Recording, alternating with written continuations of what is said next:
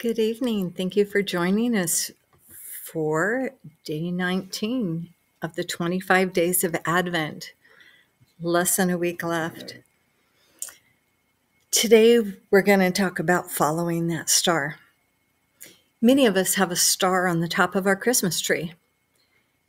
Unless there's clouds in the night sky, the stars are out every night. Granted, the stars away from the city lights are magnificent. You don't see them so much in the city, though. One week, we had guests at our home with an RV, and they had lights turned on until late. I walked over one night and I said, "Let me show you something amazing. Turn all your lights off and follow me." We walked a few feet out from under the trees, and I pointed out the Milky Way and several constellations. They were odd. They had spent their whole life in the city and had never seen anything like the magnificence of the stars.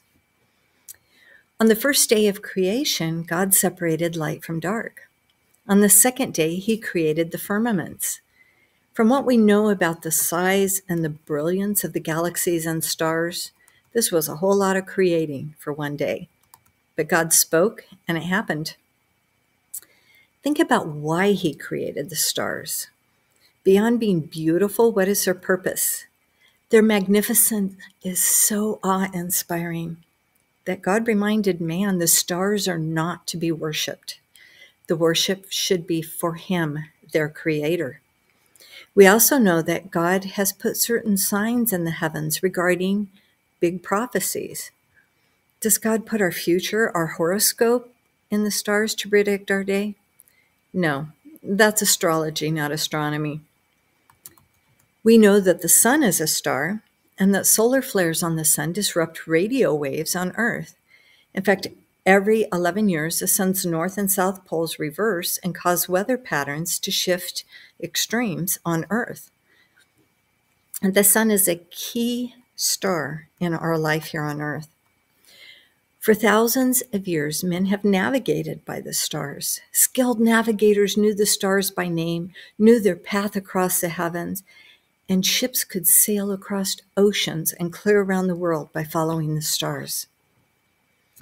So what about the Star of Bethlehem, which led wise men to the Christ child? Just as shepherds received an invitation to see the newborn Jesus, wise men from the east also received special notice. God set a star in the sky to lead them to the Christ child. The star which guided wise men to Jesus has been a phenomenon we wonder at. The ancients knew the science of astronomy, not astrology, astronomy, but they also searched the stars for rare events. They believed God could and sometimes did foretell significant events through unusual events in the stars.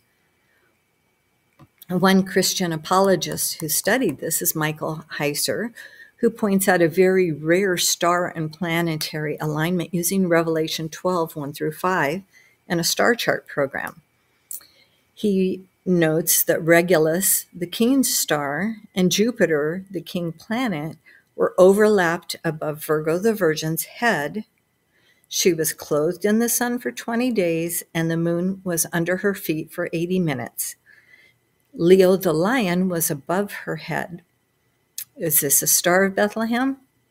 I don't know. You can look him up on his YouTube channel, Michael Heiser, Heiser, and hear the whole story of how he come to this conclusion.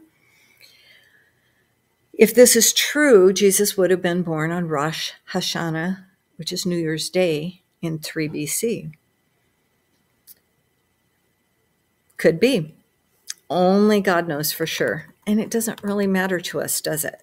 What matters to us is that a star led the wise men to the Christ child.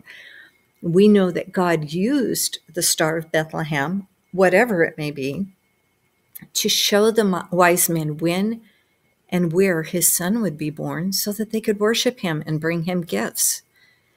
The star on our Christmas trees is a reminder that God is guiding us to his son as well.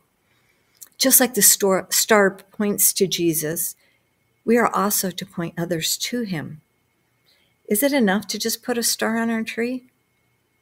Honestly, that's not going to draw anybody to Jesus. It's only when we start putting God's light inside of us that we start pointing people to Jesus. We reflect the light, the star that still leads wise men to Jesus Christ. How bright is our light? Are we shining with God's radiance, or is our light dimmed and overwhelmed by the cares and concerns of this world? Think about it. God bless you, and I'll see you tomorrow.